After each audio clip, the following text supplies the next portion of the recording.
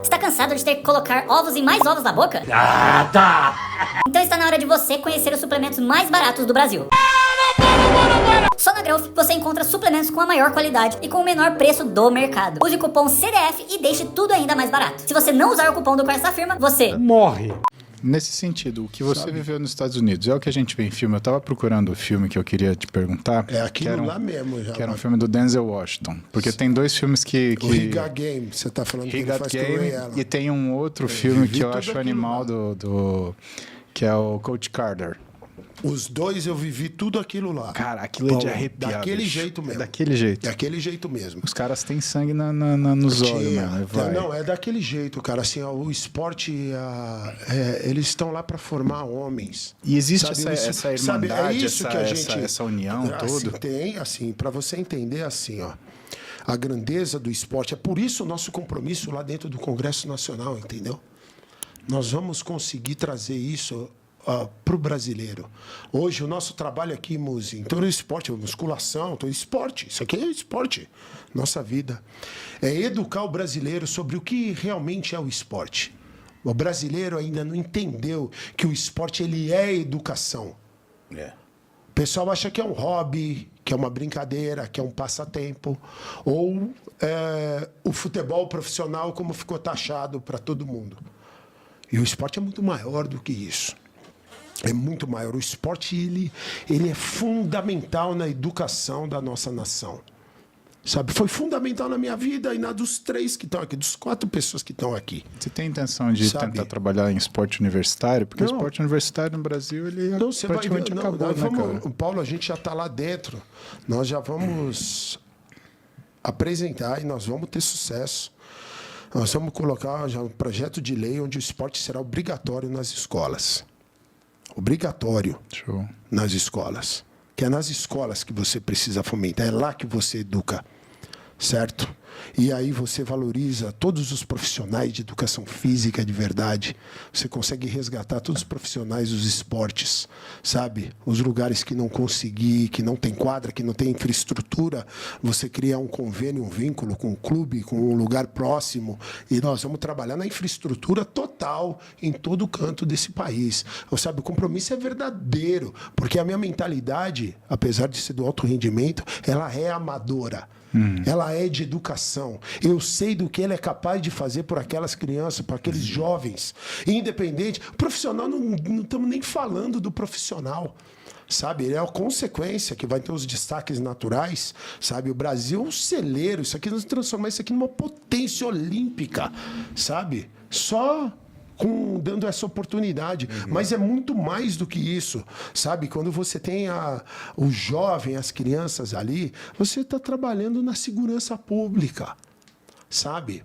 E a pessoa está tendo a oportunidade ali de conhecer e de estar ao lado de pessoas que ela não estaria em nenhuma outra situação. Uma coisa é você estar na sala de aula, outra coisa é você estar na quadra, no tatame, na piscina, no campo, na academia. É outra história, sabe? E o que eu quero te dizer nesse ponto de convivência, para você entender que você falou, pô, é aquela família Irmandade? Assim, ela é, mas ela ensina muito mais. Para você ter uma ideia, na faculdade, o Wagner, sabe, ali no time, eu cheguei no ponto, eu jogava pela primeira vez, jogava com 3 pessoas ali, que eu odiava. Toma essa bola! Pau. Não, mas era assim, de verdade, do tratamento, da maneira como me tratavam, como fazia, sabe assim, era uma coisa. E assim, e nós temos que trabalhar juntos para um bem comum. E o técnico que nós tínhamos, que é o Derek Wittenberg, ele fez um trabalho assim, esse cara foi o maior motivador que eu já tive o privilégio de encontrar. Ele fazia você acreditar que realmente era possível o impossível. Você chegou a sofrer preconceito? Sabe? Não, preconceito não. Por ser brasileiro? Mas o barato por não. ser... Barato era... A gente sofria era porrada mesmo, e sem dó. Não tinha essa... Porque, basquete, não, porque tem só porrada, não gostava né, de velho? você e acabou. Não era, eu falei, porque do preconceito. Não, era isso. Você tem que conquistar o teu espaço. Sabe? Mas o cara teve algum lance desse? queria que sai na porrada? Não, todo santo dia, Jornal.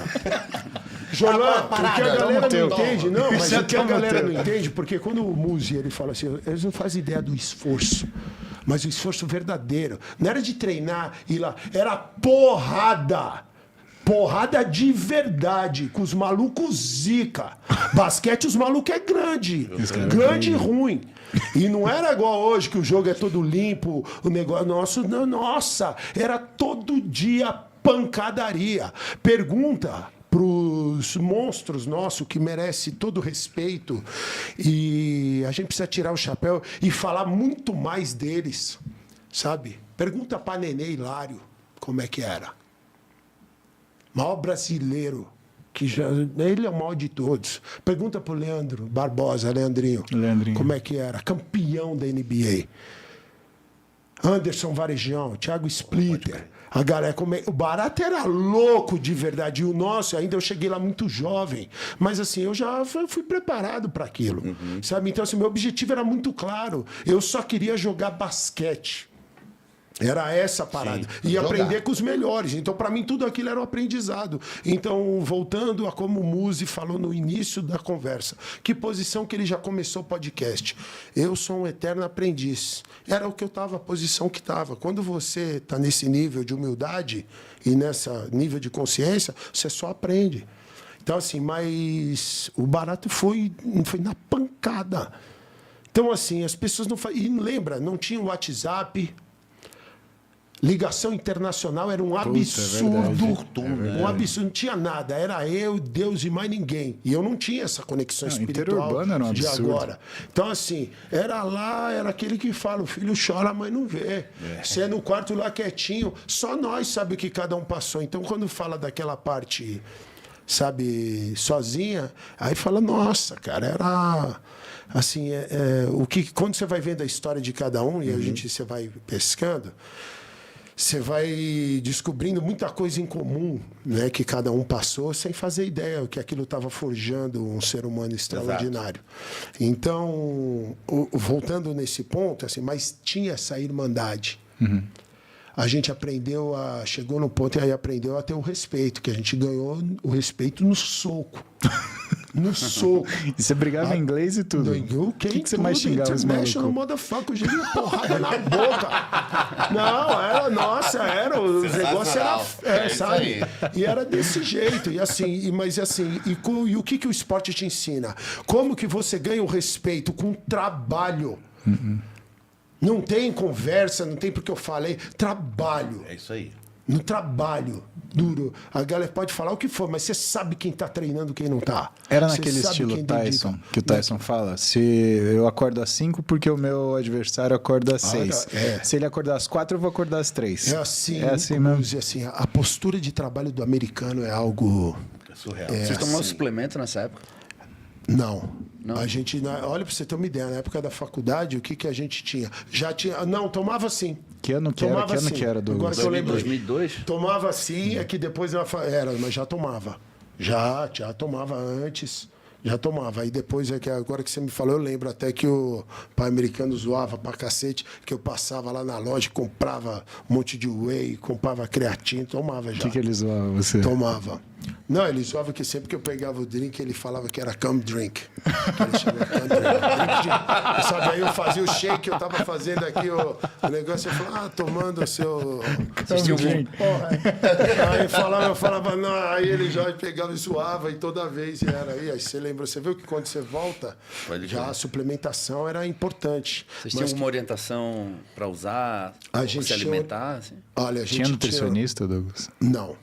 Naquela época a gente não tinha. Hoje mudou totalmente. Era por conta, vocês que se cuidavam do ramo, tudo? Assim, a gente tinha o esquema de treino, ele tinha um planejamento absurdo. Como é que era teu dia? A nutrição nossa não era desse jeito. Ó, para você ver, a primeira divisão ela é diferente de tudo.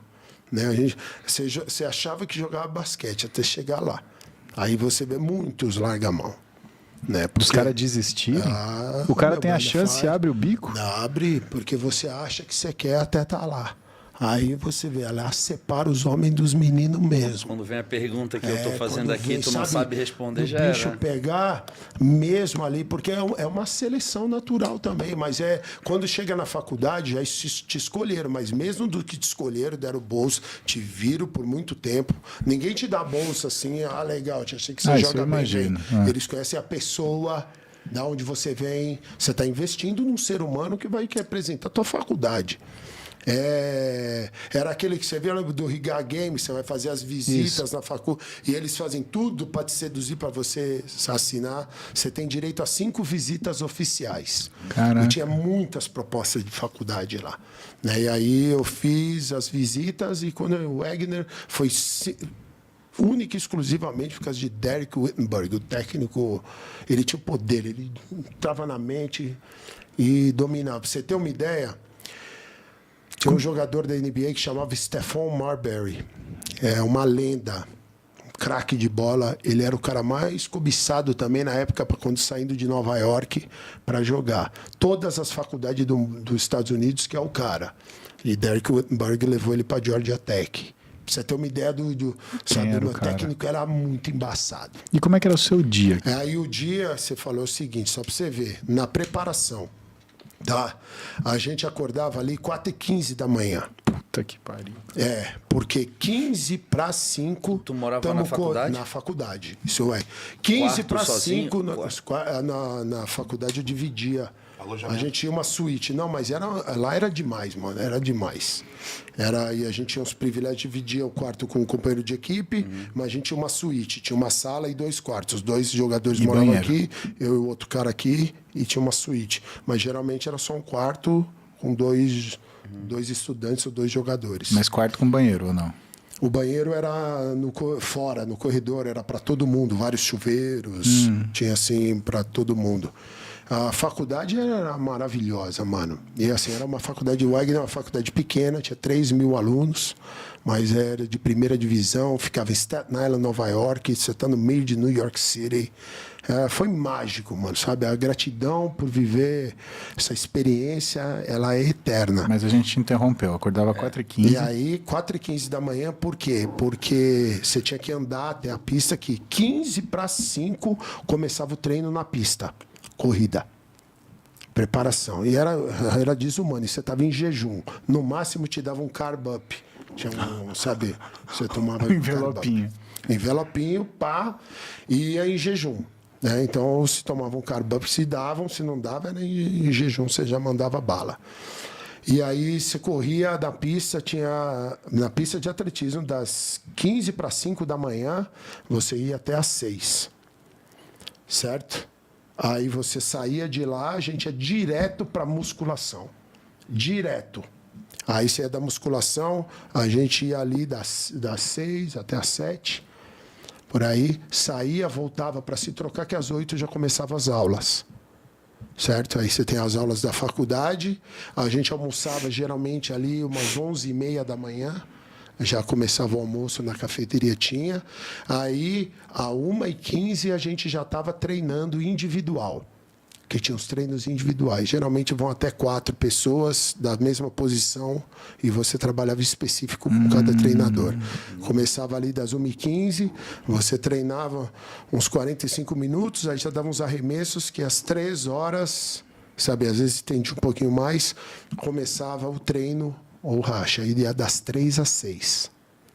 3 horas de treino é muita coisa. É muita coisa, bicho. 2 horas é o que todo mundo está acostumado.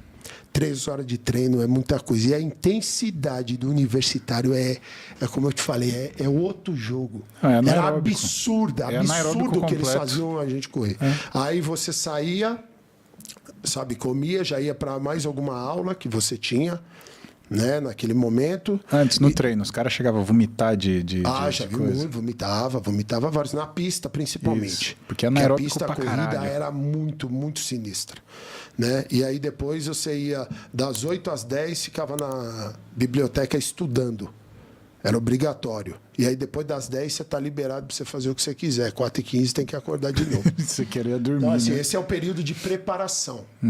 Sabe? Era assim, isso aí durava umas 6 semanas. Caraca. Aí depois tinha uma semana livre.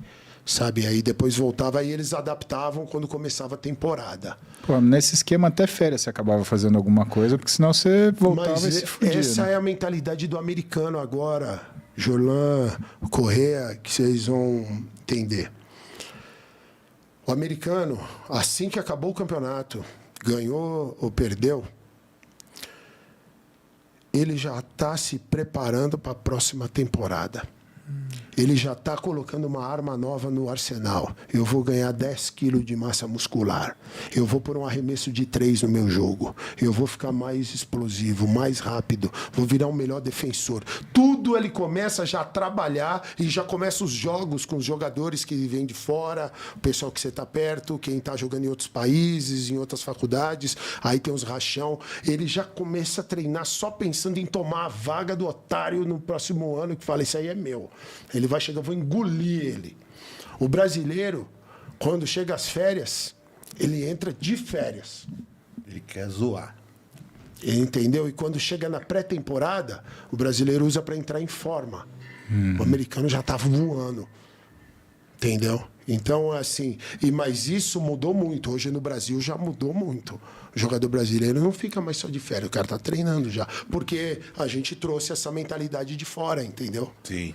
Deixa eu te perguntar outra coisa do treino. Eu lembro que eu escutei um boato, falava que como era tudo muito apertado o treino assim, a hora que os caras faziam musculação era depois dos jogos. Era isso mesmo? Tem alguns aí já no adulto, né? No NBA o pessoal faz bastante. NBA Cara, o cara termina o jogo e vai puxar recuperar. Porque tem jogadores que não jogaram tantos minutos. Entendeu? Baseado. NBA é outra parada. Aí mas o volume de treino na NBA é maior ainda do que no amador? Não? Cara, ou é mais mas assim, é pra pré-temporada, né? Durante a temporada o cara tá jogando o tempo inteiro. Tem NBA e tem vezes que o cara tem 4 jogos na semana. E 4 jogos do mais alto nível. Né? Então, assim, os superstars, a galera que está sempre na quadra, dão um tratamento diferente. Agora, o resto tá ralando que você não imagina. Mas, assim, o compromisso da galera é o que eu falo pro pessoal. O pessoal não faz ideia do tamanho do compromisso da galera que ganha $1 milhão. Acho que não tem noção mesmo. Não tem a mínima noção. Ninguém ganha $1 milhão porque é legal. É que é um animal, sabe? Hoje ele já entende, é o produto e a vaga dele ali corre risco o tempo inteiro, porque ele está competindo contra os melhores do planeta. Por isso que nós precisamos novamente chamar a atenção para valorizar, cara, assim, a gente precisa falar o nome Nenê Hilário o tempo inteiro. Comer as coisas gostosas, como é que era? Nos Estados Unidos tem umas coisas deliciosas, então. Mas na faculdade a gente não tinha acesso a tanta coisa deliciosa assim. Né? Porque precisava de dinheiro e o estudante universitário não tem grana. Mas vocês não tinham tipo bandejão? Tinha uma cafeteria maravilhosa. Sabe, você tem uma cafeteria maravilhosa, você tem um número X de créditos que você pode usar. Isso que eu ia te perguntar. Aí tem uns lugares isolados, assim, que nem uma pequena lanchonete, uns cafés que você pode ir lá. Você tem tudo no seu cartão universitário. Hoje já deve ter mudado, que deve estar tudo no celular, né? Faz 20 anos que a gente se formou.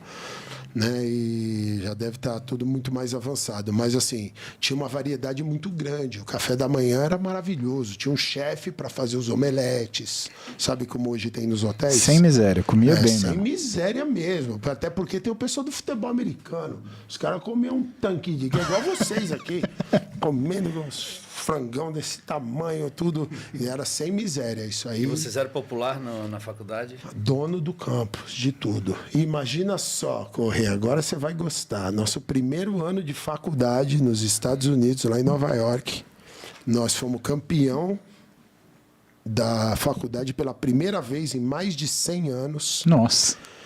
Naquela época, o New York Knicks estava muito mal, não tinha o Brooklyn Nets ainda, era New Jersey Nets. St. John's, que era a faculdade de lá, não estava bem. E a gente campeão, sendo recebido pelo prefeito de Nova York, na Michael Bloomberg, na faculdade. Você está em todos os jornais, você está em todas as TVs. Aí você manda no campus. O jogador de basquete é rei. Rei mesmo. Igual vê nos filmes aí. E a mulherada? Nossa, nem me lembro. Não vai perguntar isso, né, Correia? O que tem, pô? Passado a história. Pô. Era legal. Era bem legal. Tinha bastante festa lá na faculdade? Tinha muita. Igualzinho você vê nos filmes. Igualzinho no filme. Igualzinho. Exatamente daquele Jesus jeito. amado. Era legal correr. Tomar uma água. Toma água aqui. Sabe, mas então era assim, só que hoje, imagina o que já evoluiu em termos da nutrição, do cuidado com os atletas, que lembra, da faculdade tem muito atleta olímpico, né? Você pegar os nadadores, né? O César Cielo treinou lá, o Gustavo Borges treinou lá. Os Estados Unidos é o que eles fazem, né? Eles pegam o que tem de melhor no mundo inteiro, dá a melhor estrutura, dá tudo o que precisa. E graças a Deus também, no meu tempo lá, eu Mesmo não você vacilei. sendo aluno estrangeiro. Aluno estrangeiro, tratamento igual, sabe? Tratamento de rei.